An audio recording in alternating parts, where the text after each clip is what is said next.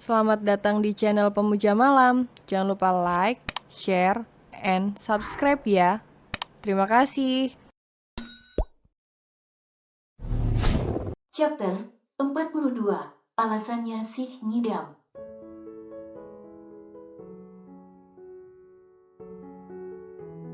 Ya ampun Tin, apa kamu gak sadar kalau wanita sudah menikah? Tiba-tiba berhenti halangan, tandanya apa? Yena bertanya dengan mata berbinar-binar.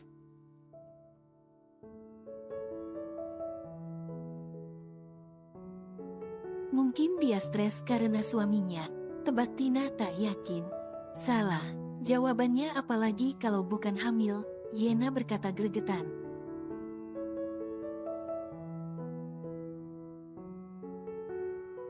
Hah, kali ini, gantian Tina dan Joe yang wajahnya terlihat kaget.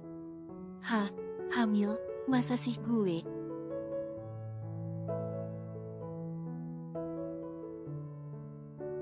Dek, Joe menghampiri sang istri dengan wajah penuh harap. Kamu hamil?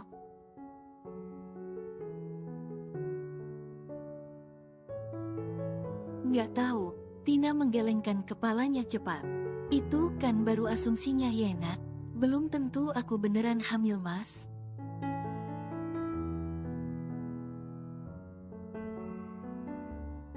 Kalau gitu, gimana kalau kamu coba periksa saja ke dokter Tin? Yena menyarankan.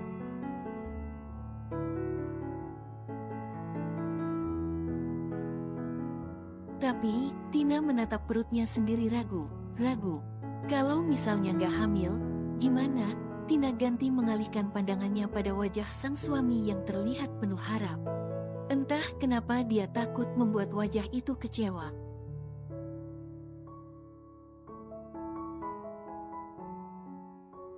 Ya nggak apa-apa, kalau kamu nggak hamil, kan bisa sekalian meriksa keadaan rahim kamu. Siapa tahu ada masalah sampai tidak haid beberapa bulan belakangan. Yena mencoba meyakinkan.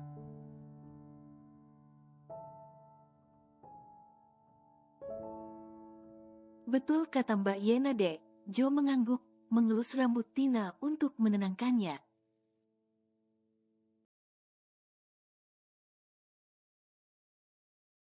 Tapi, Tina menjeda kalimatnya sembari menundukkan kepala. Kalau aku nggak hamil, nanti kamu kecewa mas.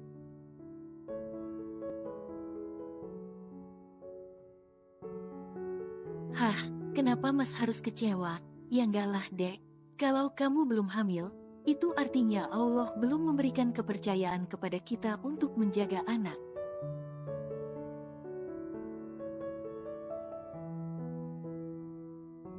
Dan mas tidak masalah untuk itu. Bukannya mas sudah pernah bilang, kalau mas tidak akan memaksa kamu untuk cepat punya anak.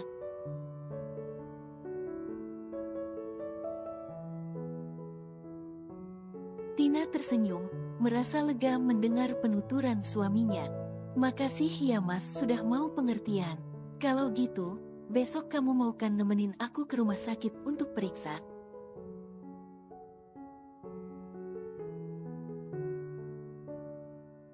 Dengan senang hati sayang, ucap Joe sambil mengecup lembut kening Tina, membuat istrinya itu langsung tersenyum bahagia.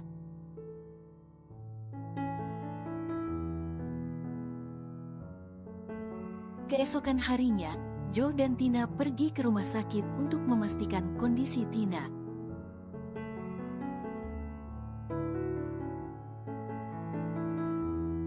Sepanjang perjalanan, Joe berusaha menenangkan istrinya yang tampak gelisah. Meski Joe sudah mengatakan tak akan kecewa jika hasilnya negatif, Tina tak bisa menghilangkan rasa cemas yang menyelimuti hatinya. Ia hanya bisa berharap yang terbaik.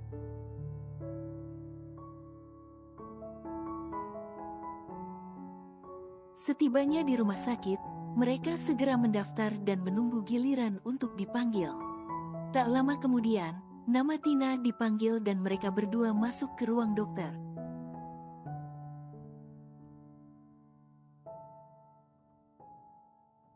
Selamat pagi, Ibu Tina. Apa yang bisa saya bantu hari ini? Tanya dokter sambil tersenyum ramah.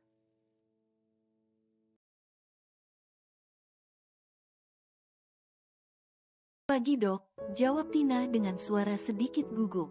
Saya merasa nafsu makan saya meningkat drastis akhir ini, dan saya juga mual.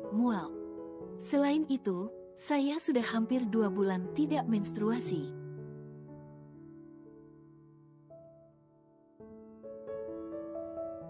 Dokter mengangguk sambil mencatat informasi yang disampaikan Tina. Baik, kita akan lakukan beberapa pemeriksaan. Pertama, kita akan lakukan tes kehamilan terlebih dahulu, dan jika diperlukan, kita lanjutkan dengan US.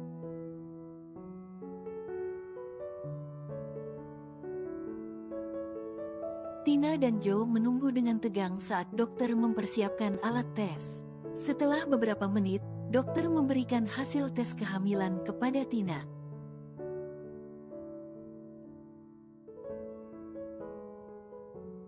Hasilnya positif, Bu Tina. Selamat, Anda hamil, ujar dokter dengan senyum lebar.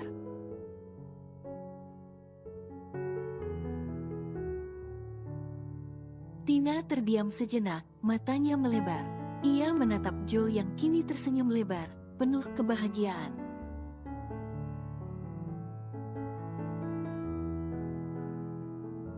Mas, aku beneran hamil, aku nggak salah denger kan? Joe segera memeluk Tina erat, perasaan bahagia tak terbendung.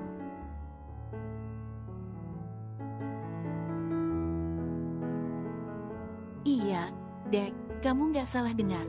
Kata dokter, kamu hamil. Terima kasih, Allah, terima kasih, ucap Joe penuh syukur.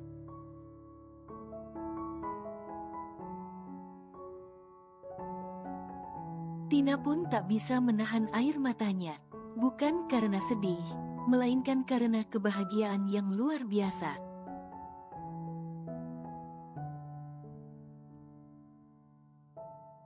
Mereka berdua memeluk satu sama lain, merasakan kebahagiaan yang sulit diungkapkan dengan kata-kata.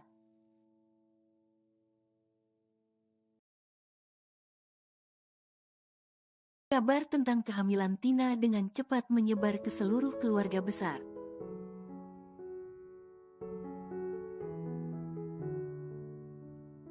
Saat pulang dari rumah sakit, Tina dan Joe kaget saat melihat rumah mereka sudah ramai orang.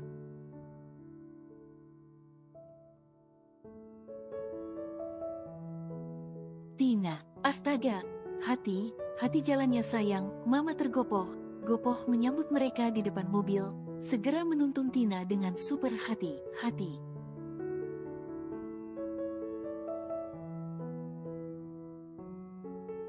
Ma, gak perlu nuntun aku bisa jalan sendiri, protes Tina yang heran dengan perlakuan aneh sang mama.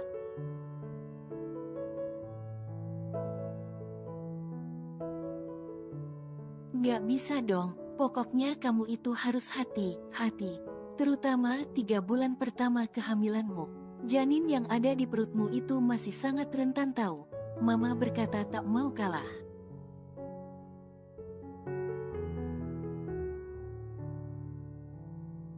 Tina menghela napas panjang, merasa kewalahan dengan perhatian yang tiba-tiba berlimpah. Di ruang tamu, ia melihat Papa, Bu Elisa, dan Nancy sudah menunggu mereka.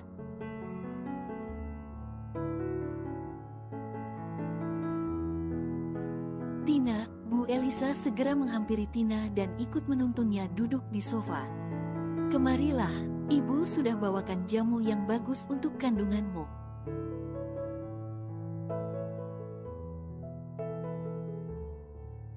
Tina mengerutkan hidung saat mencium aroma jamu yang sangat menyengat. Ini apa, Bu?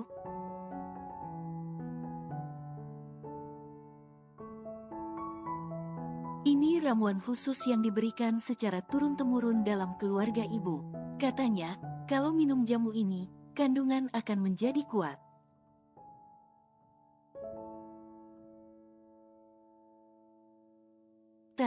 Tapi, baunya nggak enak, Tina masih mencoba menolak. Tina, jangan menolak. Mertuamu kan sudah susah membawanya ke sini. Kamu harus menghargainya dong, ucap Mama memaksa.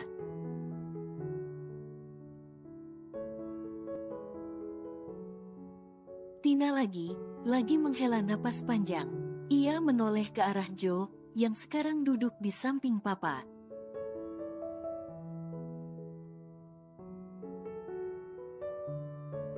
Mencoba meminta pembelaan, tapi rupanya suami Tina itu sama sekali tak peka, karena ia malah mengacungkan jempolnya pada Tina.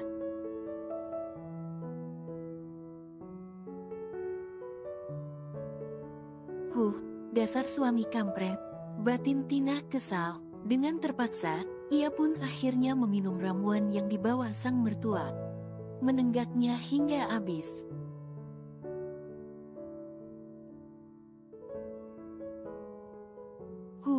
Tina menjulurkan lidah, rasa pahit langsung menjalar ke seluruh bagian mulutnya.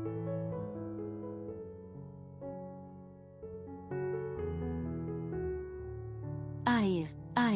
Mama dan Bu Elisa buru mengambilkan air mineral dan Tina langsung menghabiskannya.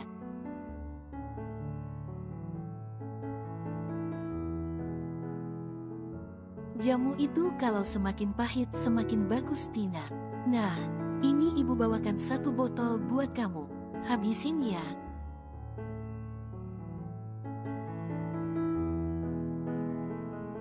Ucap Bu Elisa sambil menyerahkan botol besar berisi ramuan kepada Tina. Tina menerimanya dengan mata melotot, merasa ngeri dengan nasib lidahnya selanjutnya.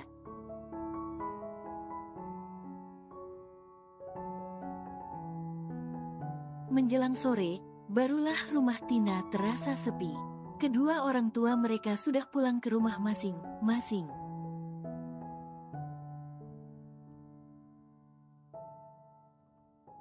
Hal itu membuat Tina langsung menghela napas lega. Sekarang dirinya bisa bersantai dengan rebahan di atas kasur.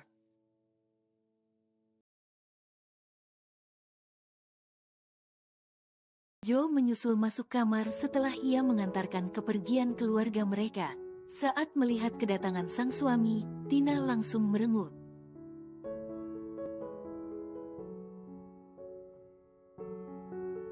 "Oh, ternyata masih ingat istrimu, Mas," sindir Tina kesal. "Astaga, Dek, ya pasti ingatlah. Kenapa tiba-tiba kamu marah?" Joe yang tidak merasa salah jelas menjadi heran.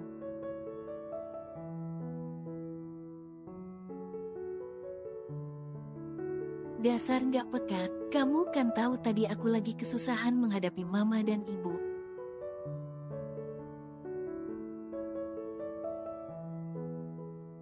Aku melirik kamu supaya kamu bisa menghentikan mereka memaksa aku minum jamu yang super nggak enak itu.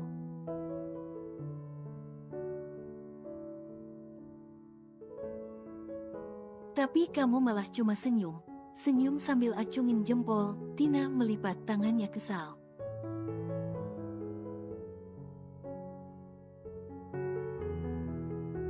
"Oh alah," Joe menepuk dahi, baru memahami maksud lirikan istrinya tadi.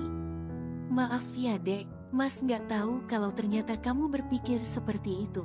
Lagian menurut Mas, Ibu kan sudah bermaksud baik dengan memberikan jamu itu demi kandungan kamu."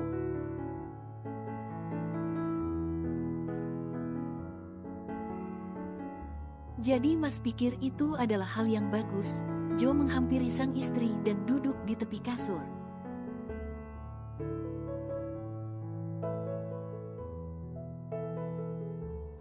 Nggak mau tahu, pokoknya aku masih kesel." Tina masih tak mau menerima alasan apapun.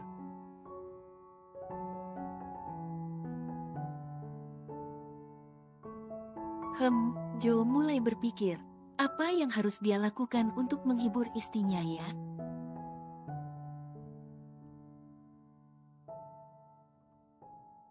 Apalagi kata dokter tadi, dirinya harus memastikan perasaan istrinya bahagia selama hamil. Tapi ternyata, baru beberapa jam, istrinya sudah ngambek.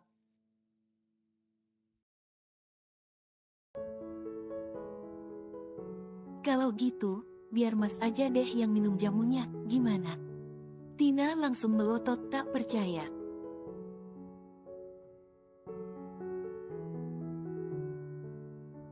"Beneran ya Mas?" "Iya."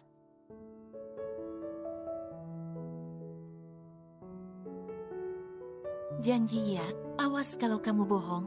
Janji dek.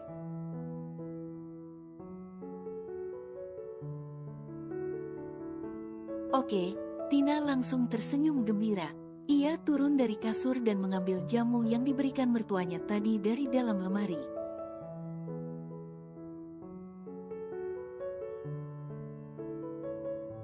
Nyih, abisin. Sekarang, gantian Joe yang melotot melihat botol besar itu. Dirinya tadi memang sibuk mengobrol dengan papa.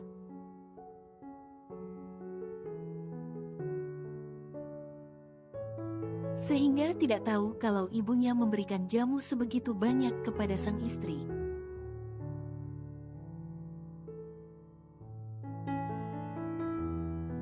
Kenapa bengong? Ayo dihabisin, ujar Tina menantang. Joe langsung menelan ludah.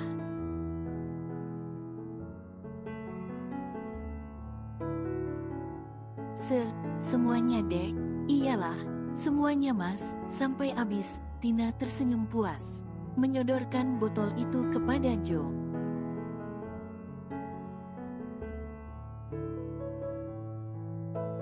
Joe menerimanya dengan ragu, membuka tutup botol dengan hati-hati.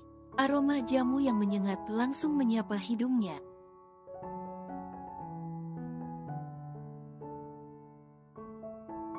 Buset, bau banget. Ini minuman apaan? Ya ini, ramuan yang dibawakan ibumu buat aku. Cepet diminum sekarang.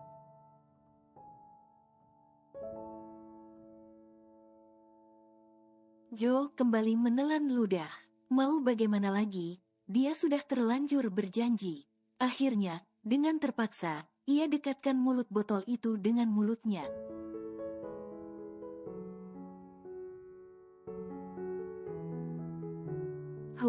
Sementara itu, dalam perjalanan pulang, Nancy dan Bu Elisa duduk berdampingan di dalam mobil.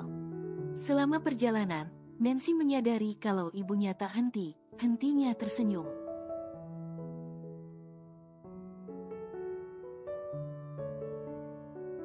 Mama kelihatannya bahagia banget, ya, ucap Nancy sambil tersenyum. Kelihatan banget, ya, Bu Elisa terlihat berseri-seri.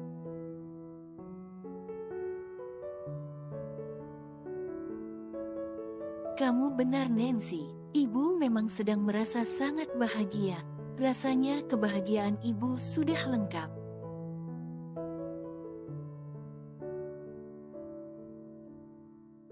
Ibu bisa bertemu dengan kakakmu yang ibu kira sudah meninggal, dan sebentar lagi ibu juga akan segera menyambut cucu.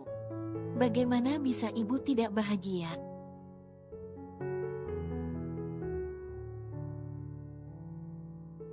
Nancy tersenyum, merasakan kebahagiaan yang terpancar dari wajah ibunya. Kalau mama bahagia, Nancy juga ikut bahagia, Ma.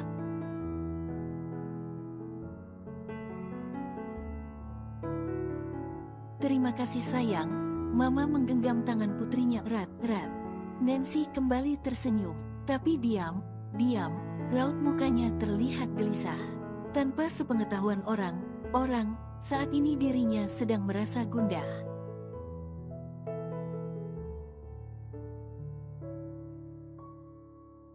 Pesan yang dikirimkan Andra tempo hari membuatnya kepikiran, tapi ia tak sanggup mengatakannya pada siapapun.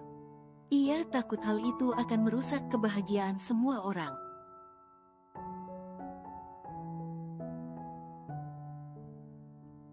Nancy hanya bisa berharap, semoga ancaman Andra tidak berarti apa-apa untuk keluarganya.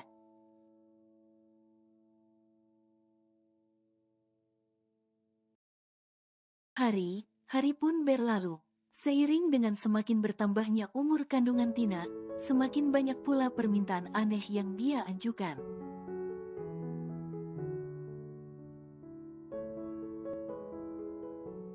Alasannya sih ngidam, tapi entah benar atau tidak. Karena semakin dituruti, permintaan ngidam Tina menjadi semakin tak masuk akal.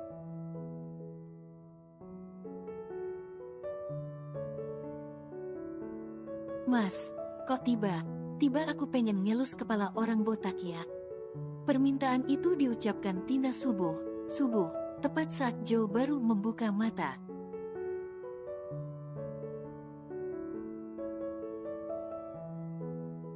Hah, gimana dek? Kesadaran Jo yang semula masih di awang sontak berpindah ke dunia nyata.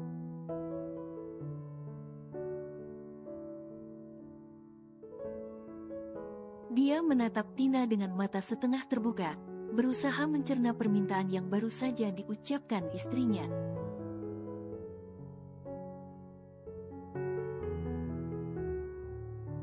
Pengen ngelus kepala orang botak, ulang Tina dengan nada manja, seakan itu hal yang sangat wajar untuk diinginkan pada subuh hari.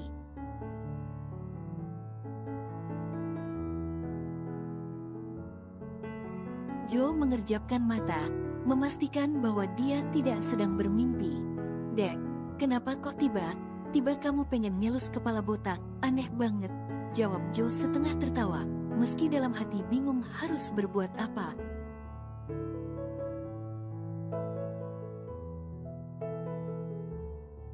Tina cemberut. Ya nggak tahu, tiba aja pengen.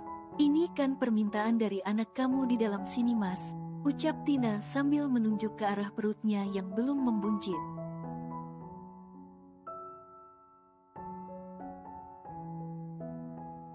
Ya, tapi kan dek, mas harus cari orang botak di mana yang mau dielus kamu, yang ada orangnya marah. Marah kalau kamu pegang kepalanya sembarangan.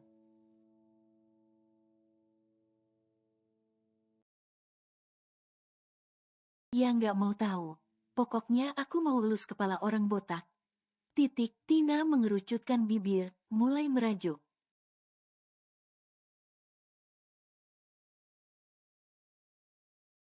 Yang lain aja ya dek, kamu mau makan apa aja mas beliin deh.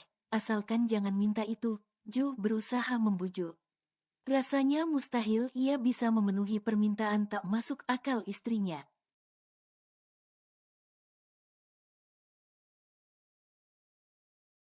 Enggak, aku pokoknya maunya itu, nggak mau yang lain mas. Kalau kamu nggak mau nurutin aku, ya udah, aku ngambek sama kamu.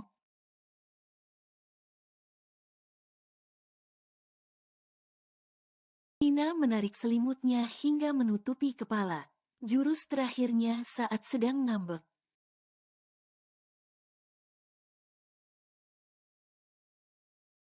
Jo menatap sang istri sambil menggaruk tengkuknya yang tidak gatal. Dia sebenarnya sudah paham betapa keras kepalanya sang istri.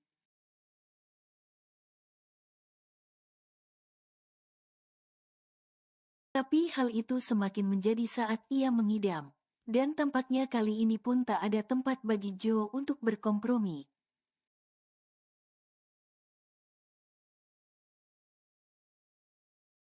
Dek, Jo menyentuh istrinya lembut, dan langsung ditepis begitu saja oleh Tina.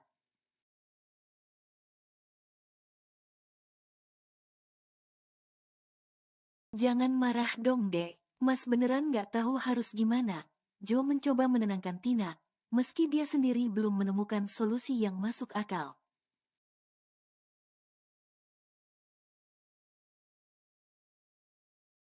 Tina berbalik badan, menatap suaminya dengan mata yang mulai berkaca-kaca, seolah-olah dunia akan runtuh jika permintaannya tidak dipenuhi.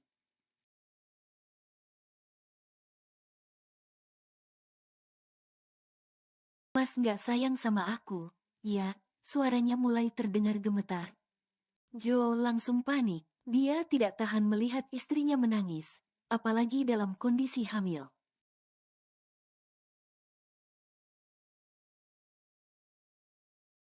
Ya udah, dek, mas coba pikirin ya, jangan nangis, nanti nggak baik buat kamu sama bayi kita, ucapnya cepat sambil mengelus punggung Tina dengan lembut.